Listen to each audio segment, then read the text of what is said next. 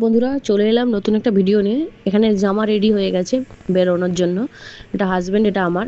মেয়ে রেডি হয়ে বসে গেছে অলরেডি। মেয়ে লুকাচ্ছে, আমি রেডি হয়ে গেলাম, আমার হাজব্যান্ডও রেডি হতে গেছে। এইবার আমি একটু মেকআপ করবো, একটা ইয়াররিং পরবো, একটু সামান্য লিপস্টিক আর কাজল, আর কিচ্ছু না। চলো দেখি আমার মেয়ে রেডি পুরো। এইবার রেডির পরে দেখি হাজব্যান্ডের কাছে গিয়ে দেখি হাজব্যান্ডও রেডি। এবার আমরা সবাই রেডি হয়ে বেরোনোর পথে। মেয়ে সিঁড়ি দিয়ে নামছে, সিঁড়ি দিয়ে নামতে নামতে হঠাৎ রাস্তায় দেখলাম কিছু ছেলেরা ক্রিকেট খেলছে। আর পাড়ার গলিতে কিছু গুন্ডা, এগুলোকে গুন্ডু বলে আমরা, গুন্ডারা মারপিট করছে। এরপরে আমরা টোটোতে উঠে গেলাম। টোটোতে উঠতে উঠতে মস্তি করতে করতে গেলাম আমি আর আমার মেয়ে। তারপরে টোটোতে ওঠার পর আবার গেলাম অটোতে, ব্যারাকপুরের উদ্দেশ্যে গেলাম।